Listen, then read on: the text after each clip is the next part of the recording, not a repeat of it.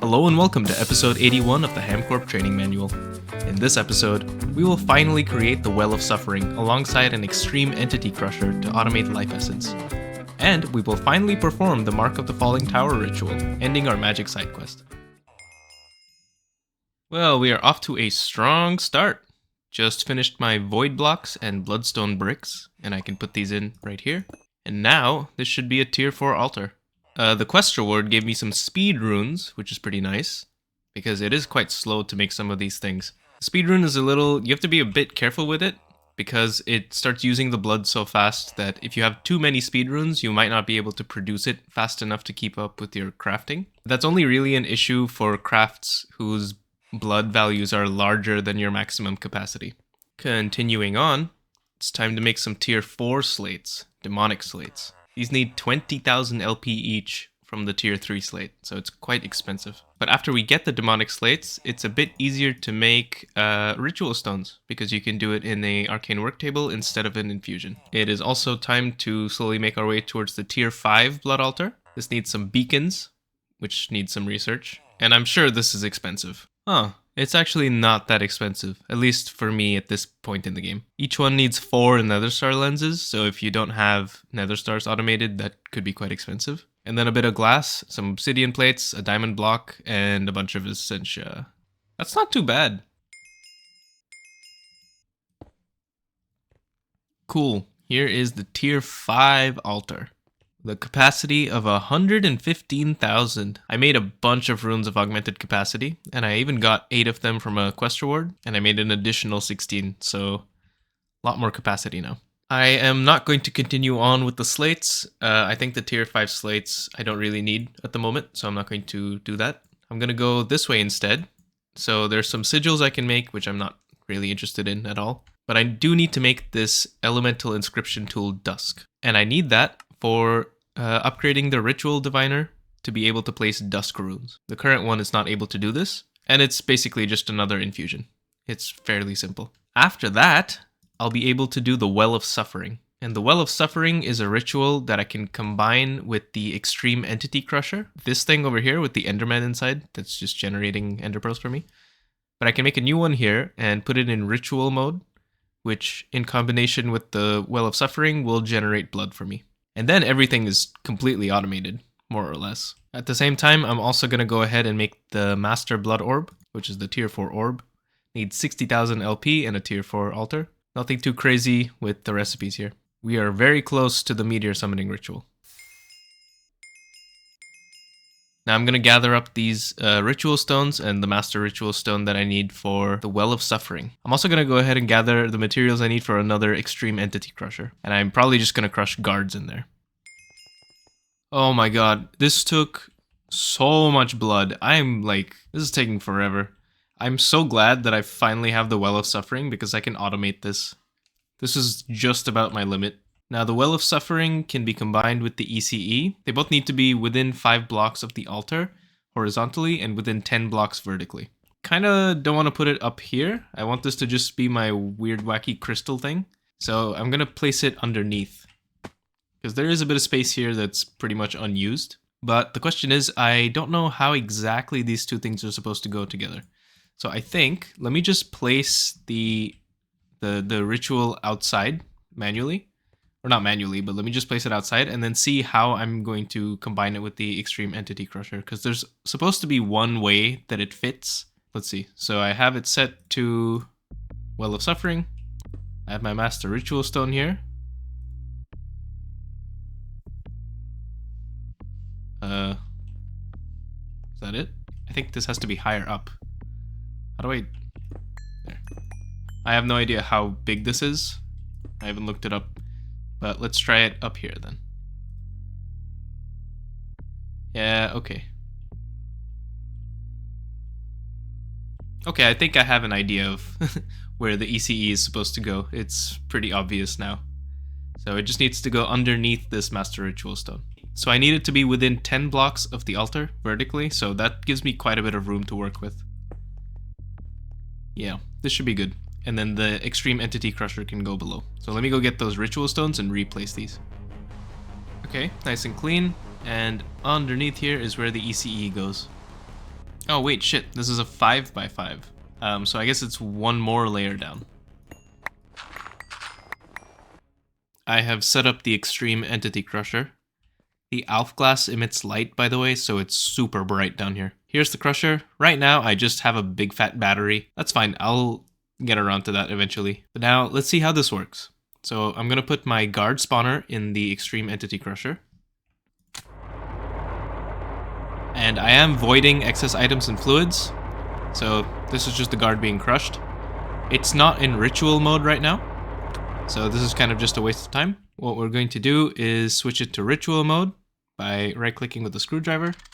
And it says can't connect to the ritual, I guess because the ritual hasn't been formed yet. I'm also going to shift right-click so that nothing spawns infernal. I don't think these can spawn infernal, but may as well just trigger that anyway. And as for the ritual itself, I need this to activate. And for that, I have my weak activation crystal. And this starts the Well of Suffering. Clean circles in Minecraft. Now that is some really spooky shit. So now I can put this extreme entity crusher in ritual mode. And now it's connected to the ritual. And the blood here should be going up. And it is. It's a little slow, but it's not so bad. It's a lot better than having to sit and beat up a bunch of guards all day. Of course, if this isn't fast enough, you can world accelerate these things. I'm gonna get rid of this torture cage now.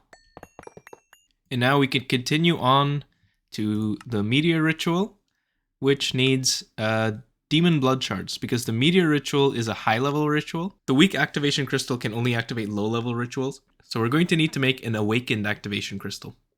This will allow us to actually do the meteor ritual, which is also called the Mark of the Falling Tower. And this is fairly easy to make. The only question is, how do you get demon blood shards? And the answer is from killing elementals. To get elementals, though, you do need to do, not a ritual, I guess, but some kind of summoning. And to do that, I need to make an arcane plinth and arcane pedestals. This is fairly easy. And the plinth is as well. It needs blood-infused iron, which is just iron dunked in blood. It does say that it's a chance drop, so I will probably have to do this a couple of times. But I don't think I need multiple sets of these arcane plinth and pedestals. So I'm going to get the pedestals and also the elemental dust that I need to summon the elementals. And then I'll show how to actually do the summoning.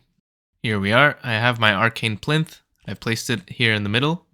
And I've placed the pedestals around as well. The Master Blood Orb goes in the middle. And any of the elemental dusts from blood magic, I'm using Terre because I already had it taught to the system. Each of these goes in the 6 different pedestals. And they all have to be the same. And then after these lightning strikes, there should be an earth elemental that spawns. There it is. And ooh, it took me 2 crossbow shots to kill it? Damn. But I got my first demon blood shard. To do the quest I need 3, but to make the awakened activation crystal I actually only need 1. I may as well do the quest while I'm here. And now, the moment we've all been waiting for. Well, one step before that. The Mark of the Falling Tower.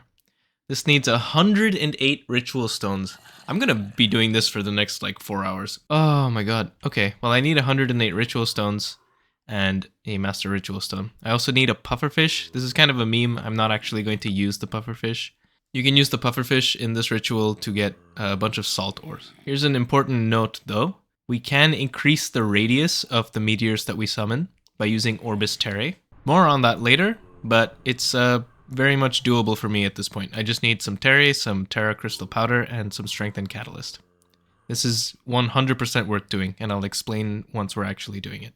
This is so much nicer. I can just sit back and watch, and it does it. Oh my god, it's so much better. Get this fucking ritual set up as soon as you can. Oh my god. It's truly game-changing for blood magic. Also, I didn't mention this before, but you can turn off the ritual with a lever. Because I noticed that I left it on, and my soul network was empty, so I was out of life essence.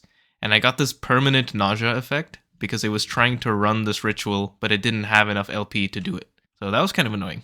So turn it off when you don't need it, or leave it on. Who cares? It's up to you. Do what the fuck you want. I have just finished making the Awakened Activation Crystal, and I also made a stack of Orbis Terrae. I'm still processing some slates, into demonic slates. This is going to take a long time. But in the meantime, I'm going to make an alchemic calcinator and also an alchemic router.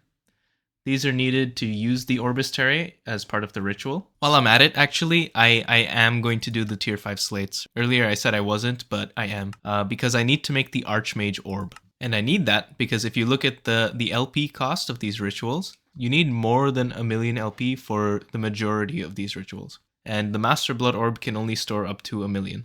So I need the next tier up, which is the Archmage Blood Orb. Luckily, it's not difficult to make. I need a tier 5 altar, which I have now with the beacons. And the orb itself just needs some slate, 2 demon blood shards, which I happen to have from the quest. I wonder if they planned this. And the raw orb, which is fiery steel and rhodium-plated palladium. Currently crafting up the rest of the ritual stones. I finally finished all of my blood infusions. It took forever. But I have also finished the ethereal slates. I should be able to make the Archmage Orb, but it somehow needs a quest, an awesome magic conductor. But it actually doesn't. It's a little bit of a lie. This one is for the fiery tears and tungsten steel screws. And the fiery tears come from the Urgast trophy. But I think this might be a small oversight. The Archmage Orb doesn't need that. What it needs is fiery steel plates. And you make fiery steel plates with fiery blood, not with fiery tears. And the fiery blood comes from the Hydra trophy, so I already have this. So indeed, I can just make the Archmage Orb now that I have ethereal slates. And I'm going to do just that. The quest is not going to complete because of this this prerequisite not being met, but I don't think I'm going to be going for the next orb anytime soon anyway. So eventually, once I come back to Blood Magic, I'll just bang out the other quest. I don't feel like going to the Twilight Forest right now, to be honest. We are almost at the end of the magic side quest. I'm about to get the meteor done. We did it.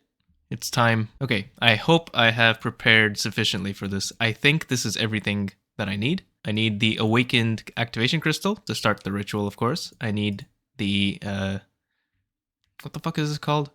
A ritual diviner to build the ritual multi-block. Orbis Terrae, come back to that.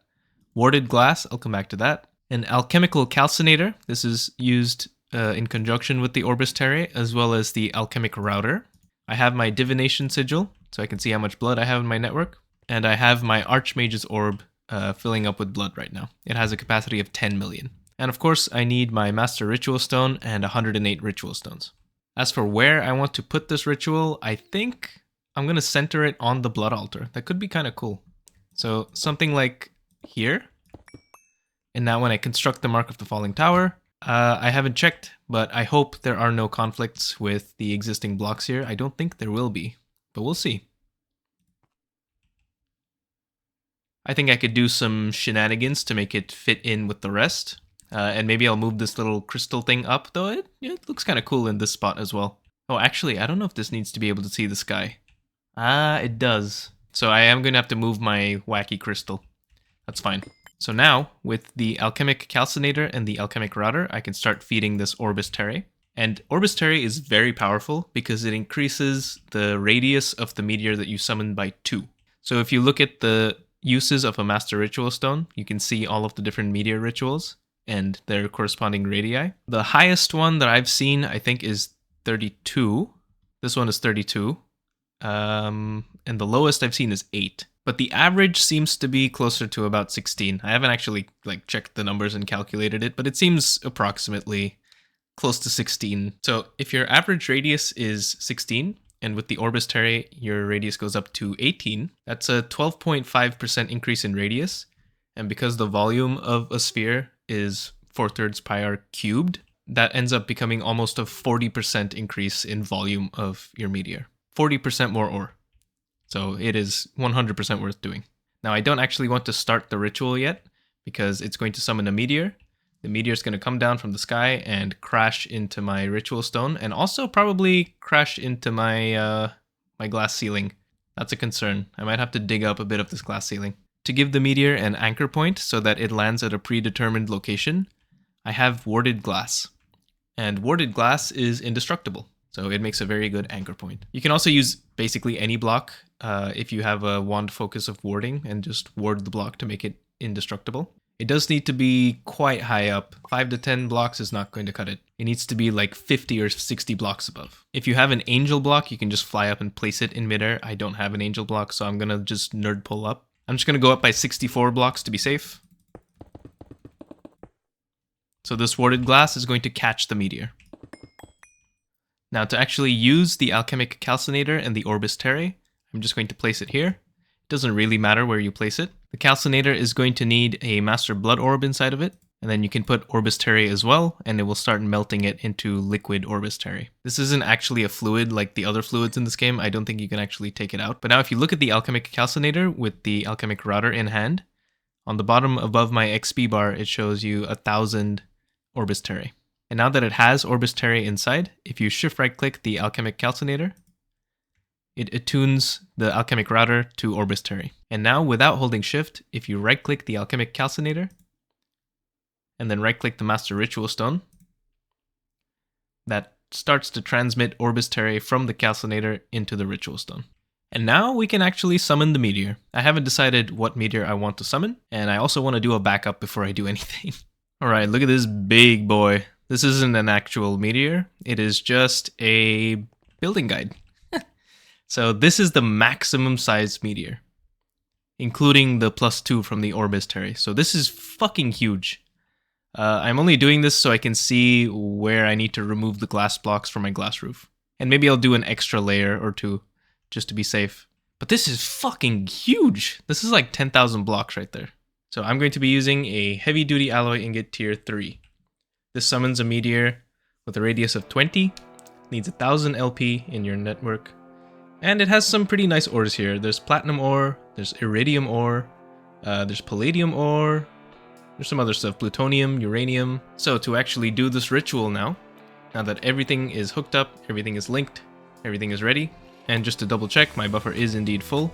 The way you do this is, first of all, you turn off your magnet, then right-click the Master Ritual Stone with your Awakened Activation Crystal. This starts the ritual. Throw in the heavy-duty alloy ingot or whatever catalyst you want to use, and this will summon the meteor. And I have full faith that that one single warded glass will protect me. Okay. Well, okay, so it didn't protect me, but it protected everything else. And really, that's what matters. So here's my big fat ball of profit, complete with some new employees. Amazing. Happy to report that no blocks were damaged, no machines blew up, and only a small loss of life. So I guess as soon as I chuck in my catalyst, I just need to get the fuck out of there. There are, of course, multiple ways to dig this up. You can dig it up by hand if you're a psychopath, or you can use multi-block miners, and that's probably what I'm going to be doing. All in all, this was a great success. Thank you for watching this episode of the HamCorp Training Manual. In the next episode, we will have our performance review. Our parent company, HamCorp, will be sending a representative to judge our progress over the last year. Refer to episodes 53 and 53.5, which you may have missed, for a reminder of what happened the last time they sent someone. After the review, we will enter the next voltage age, ZPM. See you next time.